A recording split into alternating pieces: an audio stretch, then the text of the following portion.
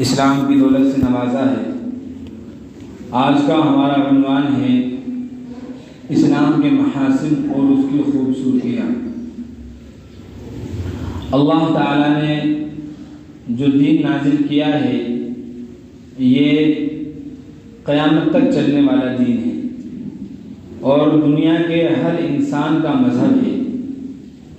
ہر نبی اور ہر پیغمبر جزوی ترمیم کے علاوہ جو ان کی کتابیں ہوتی تھی اس کے علاوہ ہر نبی ہر پیغمبر مذہب اسلام ہی کی تبلیغ کیا کرتے تھے۔ اس اسلام میں جو احکام ہیں اور اس کی جو ہدایتیں ہیں وہ ہر زمانے میں ہر انسان کے لیے کارآمد ہیں، اور کیوں نہیں ہوں گی جبکہ یہ اللہ کی طرف سے نازل کیا ہوا مذہب ہے۔ دنیا کے دیگر مذاہب میں اتنی خوبیاں نہیں ہیں کہ وہ ہر انسان کی ہر وقت کی ضرورت پر اس کی رہبری اور ہدایت کا کام انجام دے سکیں، لیکن اسلام چونکہ یقینی طور پر اللہ تعالیٰ کی طرف سے نازل کیا ہوا ہے۔ اللہ ہی نے خود ارشاد بھی فرمایا سورہ مائدہ کے اندر، الیوم اکملت لکم دینکم، کہ آج میں نے تمہارے لیے تمہارا دین مکمل کر دیا، واتممت علیکم نعمتی ورضیت لکم الاسلام دینا، اور میں نے اپنا انعام تم پر مکمل کر دیا اور تمہارے لیے اسلام کو دین اور مذہب ہونے کے اعتبار سے پسند فرما دیا، وَرَضِيتُ لَكُمُ الْإِسْلَامَ دِينًا، یہ اللہ کا فرمان ہے۔ لہذا اسلام ہی یہ وہ خوبی ہے جو قیامت تک کے آنے والے انسانوں کی رہبری اور ہدایت کا فریضہ انجام دے گی۔ لہذا اسلام کی خوبیاں کیا ہیں یہ ہمیں بہت اچھے طریقے سے معلوم ہونا چاہیے، کیونکہ یقیناً اسلام کی بے شمار خوبیاں ہیں۔ جس مذہب میں خوبیاں نہیں ہوتی، جس مذہب میں اچھائیاں نہیں ہوتی، وہ بہت جلد دم توڑ دیتا ہے اور لوگ بہت جلد اس سے اکتا جاتے ہیں، اور جو اللہ کی طرف سے نازل کیا ہوا ہے اس میں اللہ نے اتنی خوبیاں رکھی ہیں کہ انسان کے شمار سے باہر ہیں۔ پھر بھی اللہ والوں نے علماء نے کچھ چیزوں کی نشاندہی کی ہے۔ آج دنیا کے اندر جتنے بھی مذاہب ہیں آپ ایک طرف ان سب کا مطالعہ کیجیے، پڑھنے کی کوشش کیجیے، سمجھنے کی کوشش کیجیے، دیکھنے کی کوشش کیجیے، اور ایک طرف مذہب اسلام کی خوبیوں کو سمجھیے اور پھر دونوں میں تقابل کیجیے، کمپیئر کیجیے کہ کیا کیا خوبیاں ہیں اس کے اندر۔ انسان کو کتنا بڑا درجہ جو ہے اسلام کی طرف سے دیا گیا ہے۔ جب تک وہ خوبیاں ہمارے اندر نہیں آئیں گی یا ہم ان کو نہیں سمجھیں گے اور نوجوان نسل کو یا نئی نسل کو، بچوں کو وہ خوبیاں نہیں سمجھائیں گے تو اسلام کی عظمت، اسلام کی محبت ان کے دلوں کے اندر جیسی پیدا ہونا چاہیے ویسی پیدا نہیں ہو سکے گی۔ پھر اس کی وجہ سے تبدیلی مذہب کا معاملہ آئے گا، لوگ ارتداد کا شکار ہوں گے، اور جو سمجھ کر کے حقیقت سے جان بوجھ کر اسلام کے خوبیوں سے واقف ہوگا وہ کبھی بھی اسلام کا دامن نہیں چھوڑ سکے گا۔ اسلام کی سب سے پہلی خوبی اور سب سے عظیم خوبی یہ ہے کہ بندوں کی بندگی سے اسلام نے نجات دلائی ہے۔ اسلام میں عبادت کا تصور، معبودیت کا تصور، مالک حقیقی کا تصور صرف اللہ کے لیے ہے۔ اللہ کے علاوہ کسی کی عبادت نہیں کی جا سکتی، چاہے وہ نبی ہو یا ولی ہو یا وقت کا قطب ابدال ہو، بڑے علوم و فنون کا ماہر ہو، بڑے علم کا شناور ہو، علم میں غوطہ زنی کرنے والا ہو، کوئی بھی ہو، لیکن اسلام کی یہ خوبی ہے کہ دنیا کے بسنے والے ہر انسان کو عبادت صرف اللہ تعالیٰ ہی کی کرنا ہوگی۔ وحدت عبودیت اور وحدت الوہیت کا اسلام قائل ہے۔ ایک کے علاوہ کوئی دوسرا سجدہ اسلام نہیں کراتا، وہ ایک سجدہ ہے جسے تو گراں سمجھتا ہے، ہزار سجدوں سے دیتا ہے نجات آدمی کو۔ اس میں غور کیجیے، صرف ایک سجدہ کرنا ہے اللہ کو، ایک ہی خالق کو سجدہ کرنا ہے، دنیا کے 1000 سجدوں سے انسان کو نجات دلائے گا، درگاہوں کے سجدے سے نجات دلائے گا اور مورتیوں کے سجدوں سے نجات دلائے گا، انسان کی جو خود انسان ان کے سجدوں سے نجات دلائے گا۔ کہا انسان چاہے کتنا ہی بڑا کیوں نہ ہو جائے، ولی بن جائے، قطب بن جائے، یا ہواؤں میں اڑنے والا بن جائے، حتیٰ کہ وہ نبی ہی کیوں نہ ہو، حتیٰ کہ وہ کائنات کے سردار جناب محمد رسول اللہ صلی اللہ علیہ وسلم کی ذات گرامی ہی کیوں نہ ہو، لیکن عبادت کا تصور، عبودیت کا تصور، الوہیت کا تصور، خالقیت کا تصور یہ صرف اور صرف اللہ کے لیے۔ یہ دیکھیں کتنی بڑی اسلام کی خوبی ہے کہ تمام بندوں کی بندگی سے نجات دلا دیا۔ فرعون بہت بڑا تھا، بڑی بڑی خدائی کی دعوے اس نے کیے تھے، لیکن خدا کے علاوہ کوئی نہیں بن سکتا، اللہ کے علاوہ کوئی انسانوں کا معبود نہیں بن سکتا۔ وقتی طور پر ظلم و جبر کے ساتھ یا دھوکہ دھڑی کے ساتھ انسانوں کو اپنی طرف مائل کر لے گا وقتی طور پر، لیکن اسلام کا نظام یہ ہے کہ اللہ کے علاوہ کسی اور کی عبادت کرنا جائز نہیں ہے۔ وَمَا خَلَقْتُ الْجِنَّ وَالْإِنسَ إِلَّا لِيَعْبُدُونَ، انسانوں کو، جناتوں کو، سب کو محض ایک واحد اللہ کی عبادت کے لیے ہی پیدا کیا گیا ہے، کسی اور کی عبادت نہیں کر سکتے۔ یا ایھا الناس اعبدوا ربکم الذی خلقکم، اے لوگوں اس رب ہی کی تم عبادت کرو جس نے تمہیں پیدا کیا، جس نے تمہارے لیے زمین اور آسمان بنائے، جس نے تمہارے لیے فرش بچھا دیے، جس نے تمہارے لیے زمین کے اندر پانی کے چشمے جاری کر دیے، جس نے تمہارے لیے آسمان سے پانی نازل کیا، جس نے تمہارے لیے دن میں اجالے کا انتظام کیا، رات میں سکون کا انتظام کیا، تمہیں جوڑا جوڑا بنا دیا اور تمہارے اندر تولد و تناسل کا، اولاد کا سلسلہ جاری کر دیا، تمام کی تمام نعمتیں اس نے عطا کی ہیں، لہذا عبادت تو صرف ایک اللہ ہی کی ہوگی۔ اگر انسان غور کرے، وہ سوچے کہ آج اگر میں 50 دروں پر بھٹکتا، 1000 دروں پر بھٹکتا، 1,00,000 جگہوں پر جاتا، کس سے مرادیں مانگتا، اگر میری مراد پوری ہو جاتی تو میں کس پر یقین کرتا کہ کس نے میرا کام کیا ہے؟ نہیں، آپ کا کام کرنے والی ذات، آپ کو مصیبتوں سے نجات دلانے والی ذات، ہر خوبی کا مالک اور ہر اچھائی کا اختیار رکھنے والی ذات صرف اور صرف اللہ تعالیٰ کی ہے۔ یہ اسلام کی سب سے اہم خوبی ہے۔ نسلوں کو سمجھائیے، اولادوں کو سمجھائیے، سب کو بتلائیے، رسموں کو چھوڑ دو، ڈھونگوں کو چھوڑ دو، تاجوں کو چھوڑ دو، یہ جو ہمارا رسمی دین چل رہا ہے، رواجی دین چل رہا ہے، نقلی دین چل رہا ہے، اس کو چھوڑو، حقیقی دین کے اندر آؤ اور حقیقت پر آؤ، حقیقت پر آ کر کے مطالعہ کرو، قرآن کو پڑھو، رسول پاک صلی اللہ علیہ وسلم کی زندگی کو سمجھو، پھر غور کرو کہ اسلام میں اللہ کے علاوہ کسی کی عبادت کا تصور ہے ہی نہیں۔ یہ ایسی بہت ساری خوبیاں ہیں، کچھ خوبیاں میں آپ کو اس لیے بتا رہا ہوں، اگر اللہ نے آپ کو ذہن دیا آپ نوٹ کیجیے، لکھ لیجیے، جا کر بتلائیے، کل کو ابتداعات سے بچنے کے لیے یہی خوبیاں آپ کو بتانا پڑیں گی۔ آپ زور و زبردستی سے کسی کی جان کا یا کسی کے اختیار کا مالک نہیں بن سکتے۔ دوسری چیز، اسلام کی سب سے اہم خوبی یہ ہے کہ تمام انسانوں کو ایک کیٹیگری میں رکھا ہے، کوئی اونچا نیچا نہیں، کوئی بڑا چھوٹا نہیں، ہر مسلمان کو ہر مسلمان کے برابر قرار دیا ہے، اور فرمایا حدیث پاک کے اندر ان اللہ قد اذهب عنکم عبیۃ الجاہلیہ وفقرها بالآباء، اللہ نے تم سے جاہلیت کے دور کا جو آبا و اجداد کے ذریعے سے فخر کرنے کا ایک طور طریقہ تھا وہ سب کو ختم کر دیا، سب کو دور کر دیا۔ اب یا تو مومن تقی نیک مومن ہوگا یا شقی فاجر یا بدبخت فاجر ہوگا، یہ دو کیٹیگریز اسلام کے اندر مسلمانوں کی ہیں۔ اس کے علاوہ کوئی بلندی، کوئی اونچ نیچ، کوئی بھید بھاؤ، کوئی تقابل نہیں ہے، یا تو پکا سچا مومن ہوگا یا فاجر بدبخت ہوگا تو جہنم کا مستحق ہوگا، پکا سچا مومن ہوگا وہ جنت کا مستحق ہوگا۔ اسلام کے اندر اللہ نے فرمایا کہ یہ تمام کے تمام امتیازات مٹا دیے گئے، اور حدیث کے اندر اسی حدیث میں یہ بھی ارشاد فرمایا کہ جو اپنے آبا و اجداد کے ذریعے سے فخر کرے گا، اسلام کی خوبیوں کو چھوڑ کر کے، فرمایا وہ جو کیڑا ہوتا ہے، ایک رذیل کیڑا جو اپنی ناک کے ذریعے سے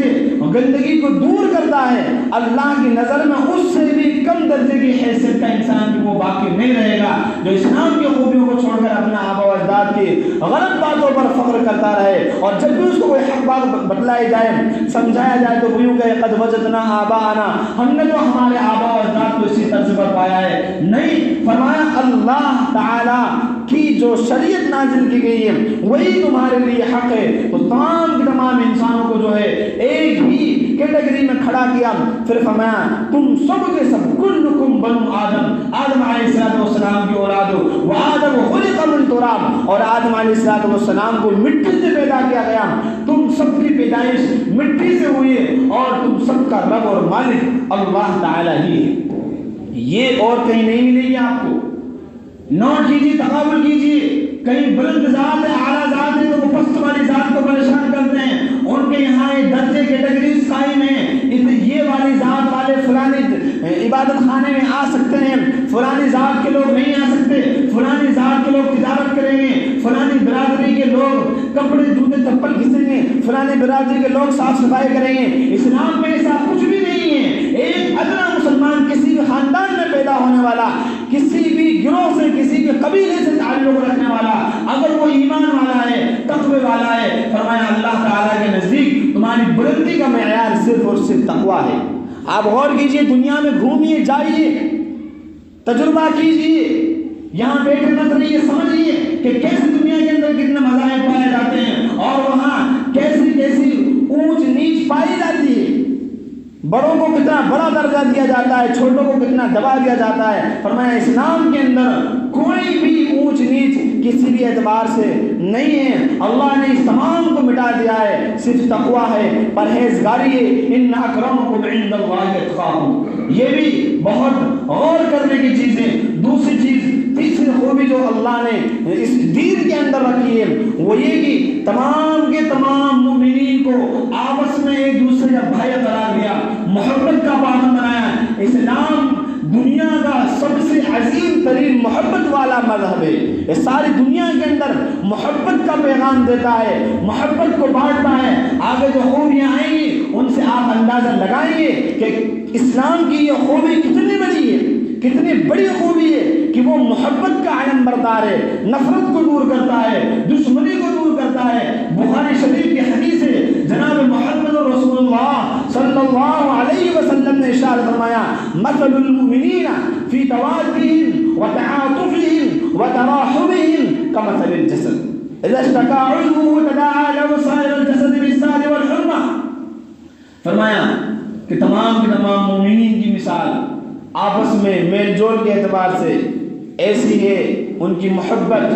ان کی ایک دوسرے کے لیے نرمی اور ایک دوسرے کے لیے خیر خواہی کے اعتبار سے ان کی مثال ایک جسم کی مانند ہے، ایک جسم کی مانند ہے۔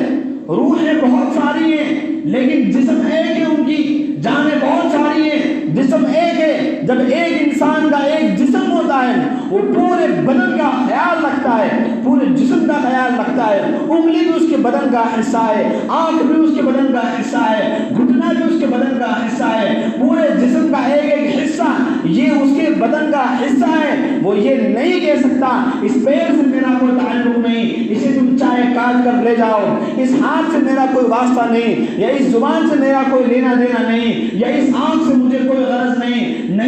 یہ پورا کا پورا بدن اس کی ایک جان کا رہنے کا مستقر ہے۔ اس لیے حدیث میں فرمایا کہ اگر اس کو بخار آ جائے گا تو وہ سارے کے سارے بدن کو، سارے ہاتھ پیر کو، انگلیوں کو، ایک ایک چیز کو اس بات کی طرف بلائے گا کہ تم بھی اس بخار کے ساتھ رات گزارو، جاگو۔ یہ نہیں کہہ سکتے کہ بخار تو صرف اور صرف دماغ کا کام ہے لہذا ہمیں اپنا کام کرنا چاہیے۔ ایسے ہی تمام کے تمام مومنین آپس میں محبت کے اعتبار سے، مودت کے اعتبار سے، ایک دوسرے کے ساتھ نرمی اختیار کرنے کے اعتبار سے، حسن سلوک کے اعتبار سے ایسے ہی ہیں جیسا کہ ایک انسان کا ایک بدن ہو، ایک جسم ہو۔ یہ خوبی آپ تلاش کر کے دکھائیے دنیا کے دیگر مذاہب میں۔ آخر میں ہم بتلائیں گے کہ ان خوبیوں سے دنیا کتنی متاثر ہو رہی ہے اور کیسے کیسے لوگ اسلام میں داخل ہو رہے ہیں، آخر میں اس کا نتیجہ رزلٹ آپ کے سامنے رکھیں گے۔ اسلام کی ایک بہت اہم خوبی ہے کہ وہ کبھی احسان مندوں کے احسان کو فراموش نہیں کرتا، کبھی نہیں کرتا۔ اور اس انسان پر، اس کائنات کے اندر سب سے بڑا احسان اللہ اور اس کے رسول کے بعد اس کے ماں باپ کا ہوتا ہے، اس کے والدین کا ہوتا ہے۔ قرآن پاک کے 21 پارے میں سورہ لقمان کے اندر اللہ نے ارشاد فرمایا وَوَصَّيْنَا الْإِنسَانَ بِوَالِدَيْهِ إِحْسَانًا حَمَلَتْهُ أُمُّهُ كُرْهًا وَوَضَعَتْهُ كُرْهًا وَحَمْلُهُ وَفِصَالُهُ 30 شهرًا۔ فرمایا کہ ہم نے انسان کو حکم دیا کہ والدین کے ساتھ تاکیدی حکم دیا، والدین کے ساتھ احسان کا معاملہ کرو، حسن سلوک کا معاملہ کرو۔ وَوَصَّيْنَا الْإِنسَانَ بِوَالِدَيْهِ إِحْسَانًا، اور کچھ آیتوں کے اندر حسنہ کا لفظ آیا، وَوَصَّيْنَا الْإِنسَانَ بِوَالِدَيْهِ حُسْنًا حَمَلَتْهُ أُمُّهُ وَهْنًا عَلَىٰ وَهْنٍ، اس کی والدہ نے ایک بوجھ کے بعد دوسرا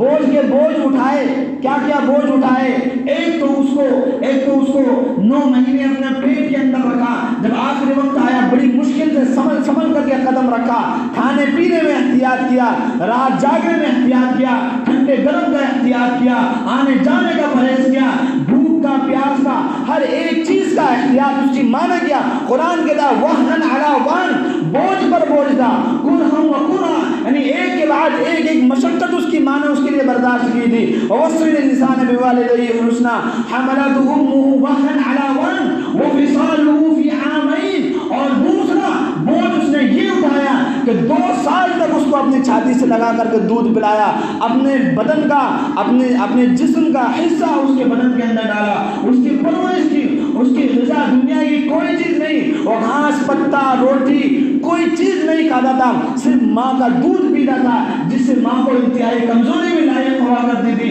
لیکن فرمایا وَفِصَالُهُ فِي عَامَيْنِ، 2 سال تک اس کو اپنی چھاتی سے لگا کر کے دودھ پلایا۔ کیوں؟ أَنِ اشْكُرْ لِي وَلِوَالِدَيْكَ، اللہ فرماتے ہیں تاکہ میرا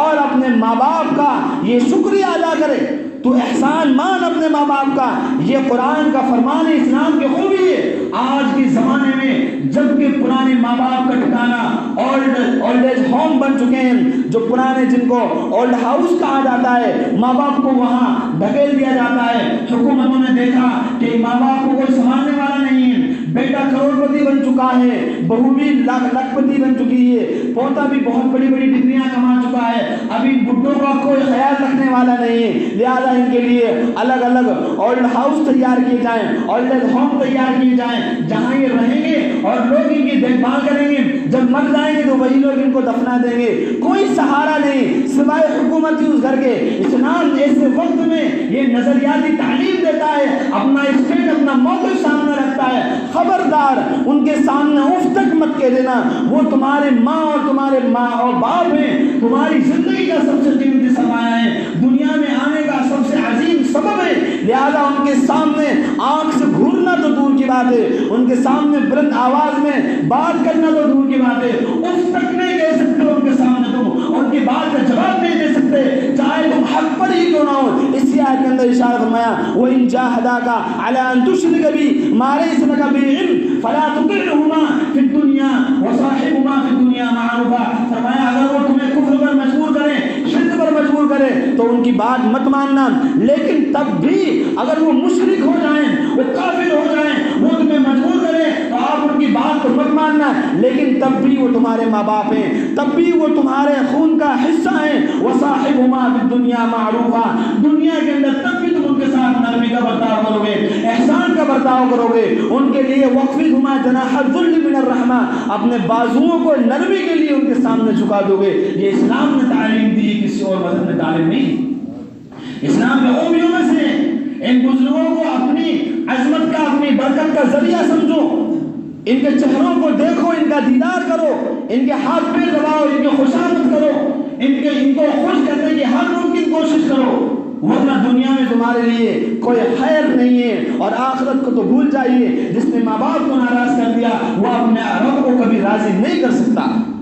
لہذا اللہ نے صاحب ارشاد فرمایا میری رضامندی جو ہے ماں باپ کی رضامندی میں ہے، میری ناراضگی ماں باپ کی ناراضگی میں ہے۔ اتنا خوبصورت پیغام جس مذہب کا ہوگا وہ مذہب دنیا کا سب سے خوبصورت مذہب ہوگا۔ یہ پانچویں خوبی ہم نے اسلام کے بارے میں آپ کے سامنے رکھی۔ یہ ہمارا عنوان موضوع نہیں ہے، ورنہ اس تعلق سے بہت ساری حدیثیں ہیں، آیتیں ہیں جو یہ پیغام دیتی ہیں کہ خبردار تمہاری حیثیت تمہارے ماں باپ کے سامنے ایک ذرے کے برابر بھی نہیں ہے، چاہے تم آسمان کو کیوں نہ چھو لو، چاہے تم کہیں کیوں نہ چلے جاؤ، حج کر لو، مکہ مدینہ چلے جاؤ، عالم مفتی کچھ بھی بن جاؤ، لیکن ماں باپ سے کم درجہ تمہارا رہے گا۔ جب تک وہ دنیا کے اندر موجود ہے تم ان کے ساتھ خیر خواہی کا اور نرمی کا برتاؤ کرتے رہو، جب دنیا سے چلے جائیں تو ان کے لیے ایثار ثواب کا کام انجام دیتے رہو۔ یہ اسلام کی خوبیوں میں سے ہے، اور اسلام کی ایک بہت اہم خوبی یہ ہے، وہ فرماتا ہے کہ جہاں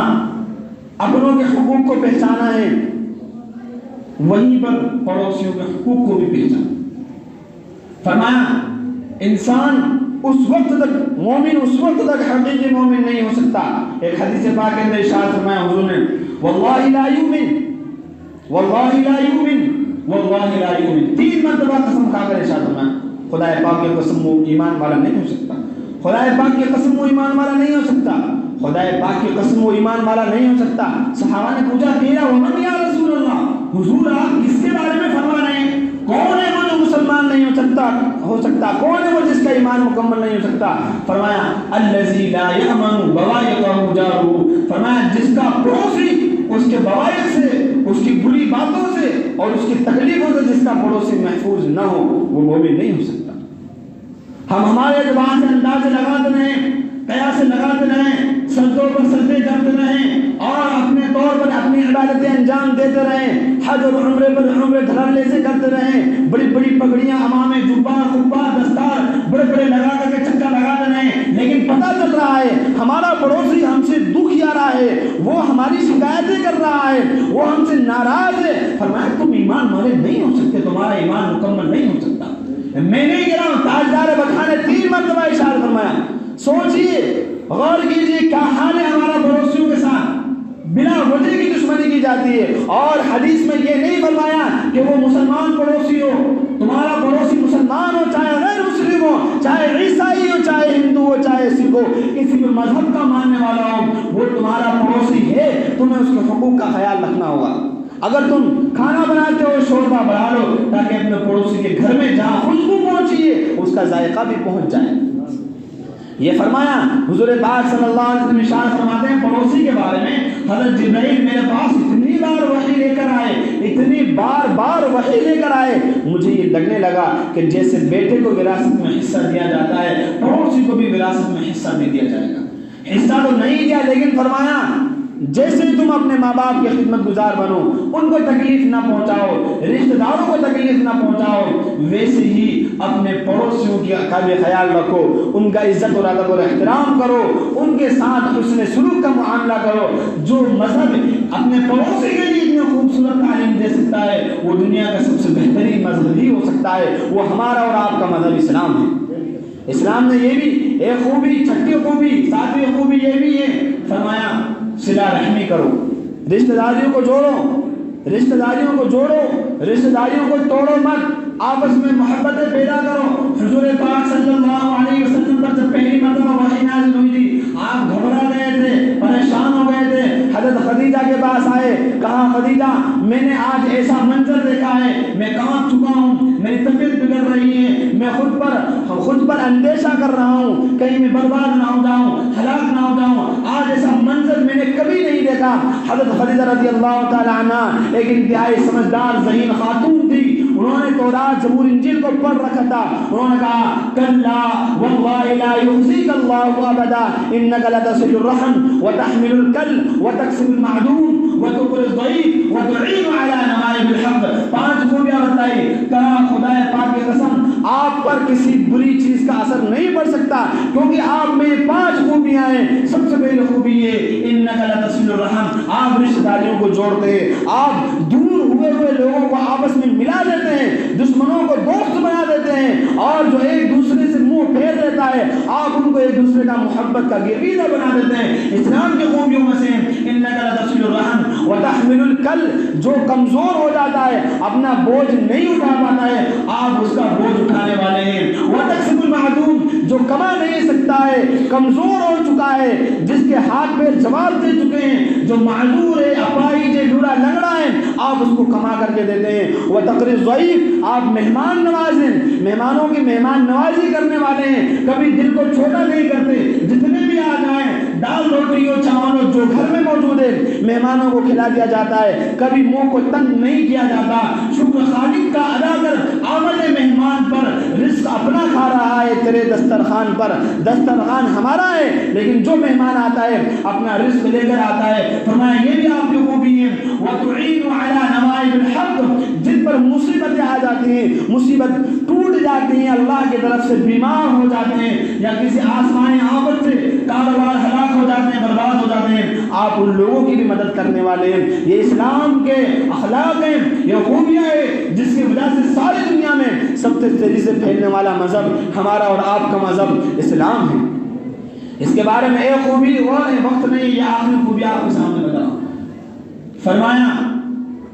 رحم دلی سے پیش آؤ، زمین میں تمام رحم دلی تمام لوگوں کے ساتھ، تمام جانوروں کے ساتھ، تمام جانداروں کے ساتھ، انسانی نہیں بلکہ جانوروں کے ساتھ بھی رحم دلی سے پیش آؤ۔ ارشاد ہوتا ہے حضور پاک صلی اللہ علیہ وسلم نے ارشاد فرمایا ایک شخص تھا راستے سے گزر رہا تھا، پانی پینے کے لیے اترا، اس نے پانی پیا، وہیں پر دیکھا ایک کتا پیاسا ہانپ رہا ہے، لپالپ کر رہا ہے لیکن اس کو پانی میسر نہیں آتا، قریب تھا کہ تھوڑی دیر میں وہ پیاسا مر جاتا۔ اس نے اپنا جوتا نکالا، کنویں میں اترا اور اس میں سے پانی بھر کر لایا اور اس کو وہ پانی پلا دیا۔ اللہ تعالیٰ نے فرمایا میں نے اس بندے کی مغفرت صرف اس جانور کو پانی پلانے کی بنیاد پر فرما دی۔ حضور پاک صلی اللہ علیہ وسلم سے صحابہ نے پوچھا حضور کیا جانوروں کے اندر بھی ہمارے لیے کوئی اجر ہے؟ فرمایا ہر وہ چیز جس کے اندر ایک زندہ دل ہو،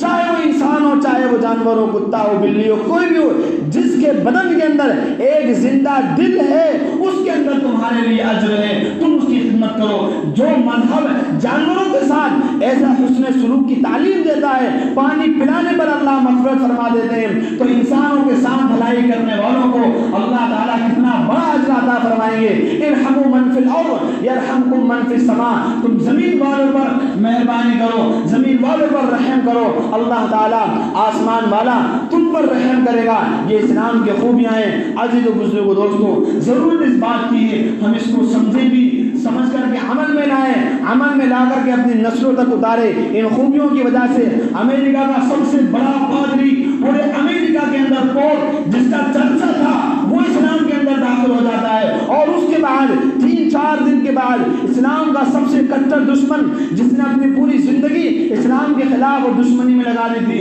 2 دن پہلے وہ بھی اسلام میں داخل ہو جاتا ہے۔ وَرَأَيْتَ النَّاسَ يَدْخُلُونَ فِي دِينِ اللَّهِ أَفْوَاجًا، آپ دیکھیں کہ عن قریب لوگ جوک درجوں کے اسلام کے اندر داخل ہوں گے۔ ایسے وقت میں کوئی وجہ نہیں بنتی کہ ایمان والا ایمان والے سے پھر جائے۔ وَمَن يَبْتَغِ غَيْرَ الْإِسْلَامِ دِينًا، اسلام کے علاوہ کوئی اور دین لے کر آیا فَلَن يُقْبَلَ مِنْهُ، ہرگز قبول نہیں کیا جائے گا۔ وَهُوَ فِي الْآخِرَةِ مِنَ الْخَاسِرِينَ، وہ آخرت میں خسارہ پانے والوں میں سے ہوگا۔ اللہ تعالیٰ ہم سب کو سوچنے سمجھنے کی اور عمل کرنے کی توفیق عطا فرمائے، آمین۔